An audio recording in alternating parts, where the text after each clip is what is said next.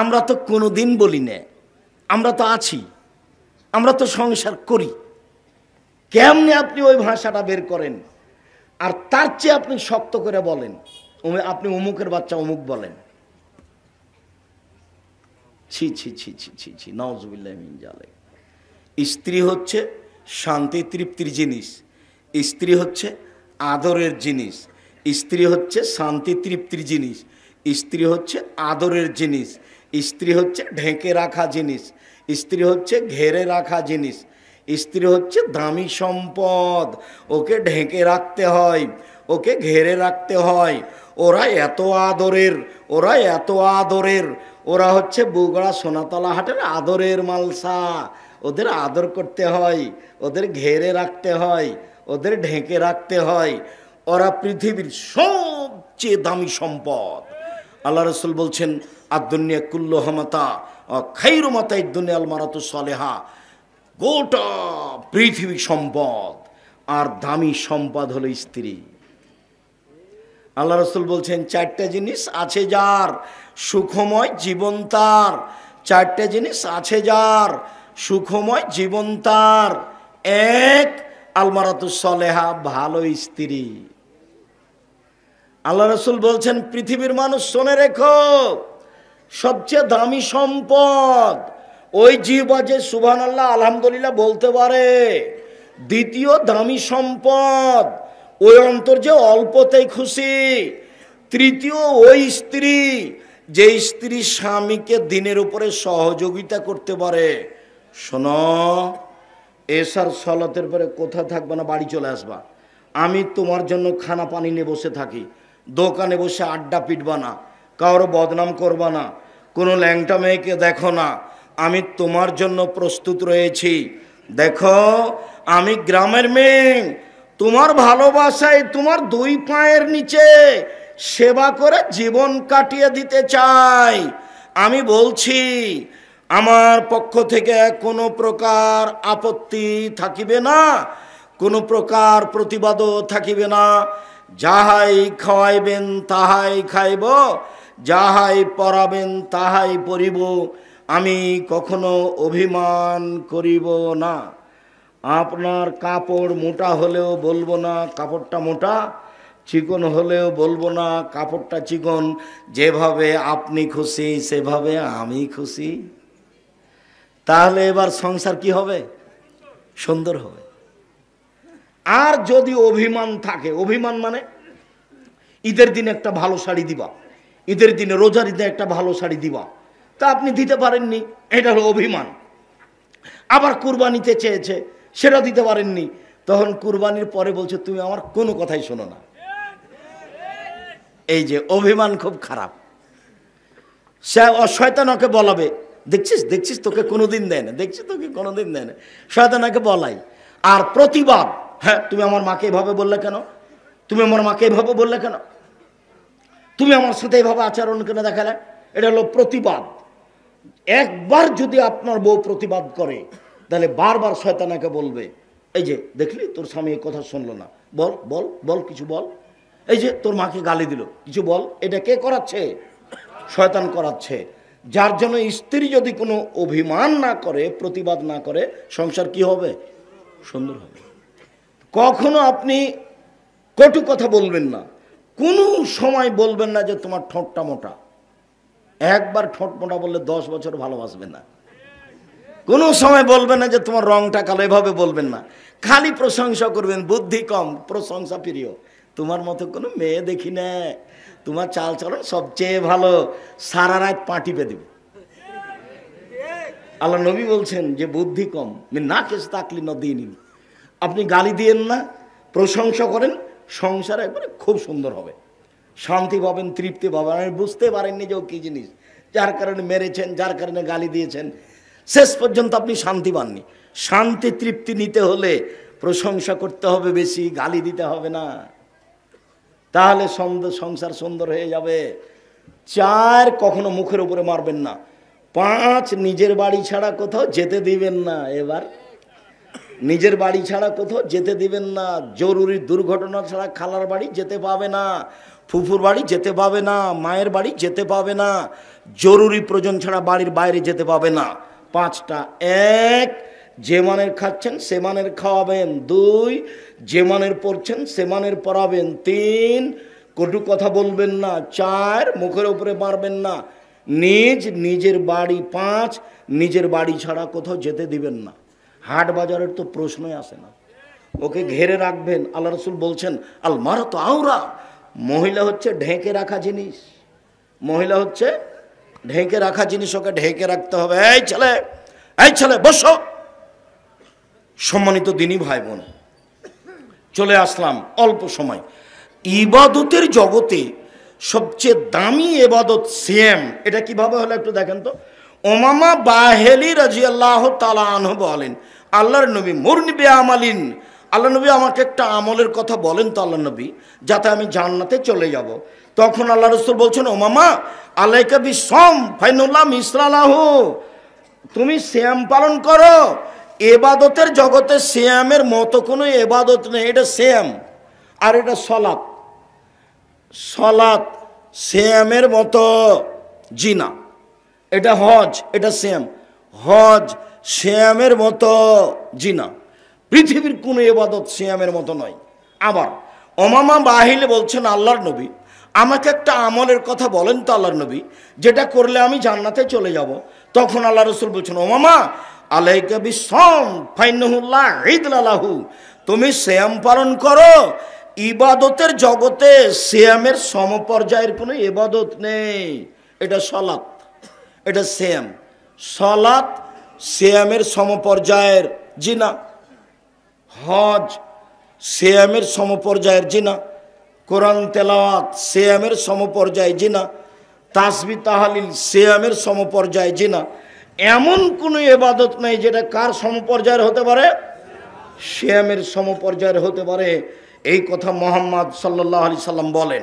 আল্লাহ নবী বলেন, জান্নাতের দরজা 8টি আর জাহান্নামের দরজা 7টি। যেদিন মানুষ জান্নাতে ঢুকবে তো সলাতের জন্য একটা দরজা আছে। ফেরেশতারা বলবে আসেন আসেন, যারা সলাত আদায় করেছেন এই দরজা দিয়ে আসেন। যারা সিয়াম পালন করেছে ফেরেশতারা বলবে আসেন আসেন, যারা সিয়াম পালন করেছেন এই দরজা দিয়ে আসেন। যারা হজ করেছে আসেন আসেন, যারা হজ করেছেন এই দরজা দিয়ে আসেন। আল্লাহ নবী বলছেন যে এজা দাখালা আখির মুগলিকা, সিয়াম পালনকারীর শেষ ব্যক্তি এই দরজা দিয়ে ঢুকে গেলে এটা ক্লোজ করা হবে, এটা বন্ধ, বাকিগুলো খোলা আছে। মানে হজ পালনকারী সলাতের দরজা দিয়ে ঢুকতে পারে, মানে সলাত আদায়কারী হজের দরজা দিয়ে ঢুকতে পারে, কিন্তু এই দরজা দিয়ে সিয়াম ছাড়া অন্য কোনো ইবাদত দিয়ে ঢুকতে পাবে না। ইবাদতের জগতে ভিন্ন ধরনের ইবাদত হলো সিয়াম, এর সাথে কোনো মিল নেই। আবু হুরায়রা রাদিয়াল্লাহু তাআলা আনহু বলেন, আল্লাহর নবী বলেছেন, কুল্লু আমাল ইবনে আদম ইজাফুল হাসানাতু বিআশরি আমসালিল সাবিমিয়াতে, যে আদম সন্তানের সব নেকি 1 থেকে 10, 10 থেকে 700, আরো আরো আরো আরো অনেক।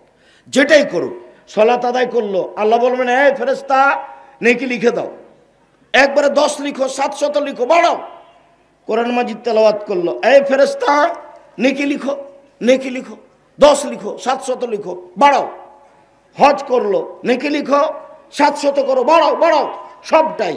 কিন্তু আল্লাহ বলছেন ইল্লা সাওমা, তবে সিয়াম ফাইনাহু লি, সিয়াম আমার ব্যাপার, ওয়ানা আজিজি বেহি, প্রতিদান আমি দিব। কি প্রতিদান দিবেন? সিয়াম পালন করলে 2, 4, 5, 10 নেকি হয় না। সিয়াম পালনের নামে কোনো নেকি নির্ধারিত নেই। সিয়াম পালনের বিনিময় জান্নাত এক খেলে চেয়ে থাকবেন। আল্লাহ নবী বললেন, মান সামা ইয়ামান ফি সাবিলিল্লাহ বাদাল্লাহু আজহানিন নারি সাবিনা খারিফা, কেউ যদি আল্লাহকে সন্তুষ্ট করার জন্য একদিন সিয়াম থাকে, তাহলে লোকটাকে জাহান্নাম থেকে 70 বছরের পর দূরে সরিয়ে দিবেন। তো লোকটা নেকি পেল না জাহান্নাম থেকে সরে গেল? আবার বলছেন, কেউ যদি একদিন সিয়াম থাকে আল্লাহকে সন্তুষ্ট করার জন্য, তাহলে লোকটা থেকে জাহান্নামকে 100 বছরের পর দূরে সরিয়ে দেবেন। তো লোকটা নেকি পেল না জাহান্নাম সরে গেল। 3 মান সামা ইয়াওমান ফি সাবিলিল্লাহ জালাল্লাহু বাইনাহু বাইনাল খান্দা কামা বাইনাস সামাই ওয়াল আরজ। কেউ যদি আল্লাহকে সন্তুষ্ট করার জন্য একদিন সিয়াম থাকে, তাহলে তার মাঝে আর জাহান্নামের মাঝে একটা গর্ত হবে 500 বছরের পথ। মানে কেউ যদি একদিন সিয়াম থাকে, তাহলে আল্লাহ তাকে জাহান্নাম থেকে সরিয়ে দিবেন কত বছরের পথ? 500 বছর। 1 70, 2 100, 3 500, সব মিলে নেকি পেল না জাহান্নাম থেকে সরে গেল? জাহান্নাম থেকে সরে গেল। তাহলে কি বুঝলাম? সিয়ামের ফলাফল হলো জান্নাত। সিয়ামের ফলাফল হলো জান্নাত। ইবাদতের জগতে ভিন্ন ধরনের ইবাদত হলো সিয়াম। আর 1 মিনিট, তারপরে আমরা কয়েকটা কথা বলে শেষ করবো ইনশাআল্লাহ। এক খেয়ালে চেয়ে থাকবেন। এই ছেলাই, তুমি দাঁড়িয়ে আছো, বেখেয়াল হয়ে আছো নাকি? এই জন্যই একটু জায়গা বড় করতে হয়। দাঁড়িয়ে মানুষ 20 মিনিট থাকতে পারবে, তারপর একটু ঘুরবে, একটু হাঁটবে। দাঁড়িয়ে থেকে তো মনোযোগ পূর্ণ টিকাতে পারবে না। এরপরেও আমি আন্তরিকভাবে আপনার জন্য দোয়া করি, আপনি যেন এক পায়ে কিছুক্ষণ সময় দাঁড়িয়ে থাকতে পারেন। আপনার আমি কিছু না কিছু উপকার করবই করব ইনশাআল্লাহ। সম্মানিত দিনী ভাই বোন, 4টে জিনিস বিচারের মাঠে মানুষের জন্য আল্লাহর সাথে কথা বলবে, মানুষের পক্ষে হয়ে। 1 সিয়াম আপনার পক্ষ নিয়ে কথা বলবে আল্লাহর সামনে। 2 কালো পাথর, হজ করতে গিয়ে চুমা দেয় যেই, কালো পাথর আপনার পক্ষে বিচারের মাঠে কথা বলবে আল্লাহর সাথে। 3 কোরআন তেলাওয়াত, কোরআন আপনার পক্ষে হয়ে কথা বলবে আল্লাহর সাথে। 4 যে আঙ্গুলে তাসবিহ গণনা করেন, সুবহানাল্লাহ আলহামদুলিল্লাহ, এই আঙ্গুল আপনার পক্ষে হয়ে কথা বলবে বিচার মাঠে। তবে আর একটা জিনিস আছে, যেগুলো ছেলে মেয়ে যুবকর আগেই মারা গেছে, এই ছেলে মেয়েও বাপ মায়ের পক্ষে কথা বলবে আল্লাহর সামনে। বলবে, আমার বাপ মাকে আগে জান্নাতে দেন, তারপরে কোনো কথা। এই জন্য ছেলে মেয়ে বেশি নিতে হয়। 2-4-10টা হলে 2-3টা মারা যায়, 2-4-5টা থাকে। তা আপনার ছেলেই মাত্র একটা, দুনিয়ার শয়তান কয়টা হবে আর কয়টা? 2টা ছেলে মেয়ে কানা আর কচড়া, তুই বদ, কারো কথা মানে না। একটা ছেলে আদর বেশি দিয়েছেন, আর আপনারা ছিলেন 10 ভাই বোন, আল্লাহুস সামাদ। আপনার মা চলে গেছে পিষতে, আটা পিষতে, রুটি বানাবে। ছেলে কাঁদতে কাঁদতে কতক্ষণ কাঁদলো। তারপরে যখন দুধ দিয়েছে, তখন বাচ্চা বেশ তৃপ্তি সহকারে দুধ খেলো। আর একটা বাচ্চা খালি একটু চিল্লাতে দৌড়িয়ে গিয়ে বলে আব্বু আব্বু আব্বু, সব শেষ। এই যে ক্ষতি হচ্ছে, এই জন্যই ভুল হিসেব। ছেলে মেয়ে বেশি হওয়া ভালো। আব্দুল্লাহর বক্তব্য এখানে খুব গুরুত্ব বহন করে, যার কারণে আমি আব্দুল্লাহর বক্তব্যগুলো আপনাদেরকে আমি শুনতে বলি। হঠাৎ দেখছি একদিন গাড়ির গায়ে লেখা আছে আর দাওয়াইল আল্লাহ। আমি বলছি, আব্বু আর দাওয়াইল আল্লাহ মানে কি? আমি গাড়ির গায়ে লিখা দেখছি আর দাওয়াইল আল্লাহ। তো বলছে, আব্বু আপনাকে আমি 30 বছর যাবৎ বক্তব্য দিতে দেখলাম, আর আমি লন্ডন, আমেরিকা, ফ্রান্স এগুলো সব ঘুরে আসলাম। তো দেখলাম যে ইহুদি খ্রিস্টানেরা বুদ্ধি এবং বিদ্যা বিক্রি করে খায়। পদ্মা সেতু তৈরি করলো, ওরা হলো ইঞ্জিনিয়ার আর আমরা হলাম কামলা। তো এটা আমাকে খুব কষ্ট দেয়।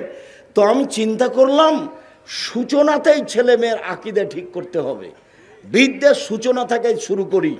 তাই আমি চিন্তা ভাবনা করে সারা দেশ জুড়ে মক্তব চালু করব, যেখানে হবে দাওয়াতি কার্যক্রম, যেখানে হবে শিক্ষা কার্যক্রম। এই পরিকল্পনা নিয়ে সারা দেশ জুড়ে মক্তব চালু করব, এই আশা নিয়ে বই পুস্তক লিখলো, ছাপালো, সিলেবাস তৈরি করলো। ইতিমধ্যে 350-400 মক্তব চালু করলো। ইতিমধ্যে আবার শিক্ষক ট্রেনিং চালু করলো। 50 জন 60 জন শিক্ষক ওখানে যাচ্ছে, ট্রেনিং নিচ্ছে।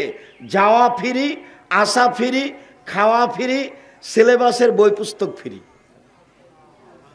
তো জীবন বাজি রেখে চেষ্টা চালাচ্ছে সারা দেশ জুড়ে মক্তব চালু করবে এই মর্মে। আমি তোমাদেরকে তার সাথে পরামর্শ করার জন্য, সাথ দেওয়ার জন্য, তার কিছু বুদ্ধি বিবেচনা তাকে দেওয়ার জন্য আমি তোমাদেরকে আন্তরিকভাবে বলছি। মুরব্বীদের বলছি, আপনারও সন্তান, এই হিসেবে আপনারা একটু দোয়া করবেন ছেলেটা যেন কাজে সফল হতে পারে। চাঁপাইনবাবগঞ্জের ছেলে, গোদাগাড়ির ছেলে, রাজশাহীর ছেলে আমাদের ছেলে, জাতির সম্পদ। ওরা কিছু করুক, এটা আমাদের ঐকান্তিক কামনা। আল্লাহ তুমি কবুল করো। তোমাদেরকে আমি বিষয়টা খুব ভালোভাবে জানাও, বোঝার জন্য একটা অনুপ্রেরণা দিয়ে গেলাম, তোমরা যেন এই বিষয়ে আগাতে পারো। সবচেয়ে দামি এবাদত সিয়াম।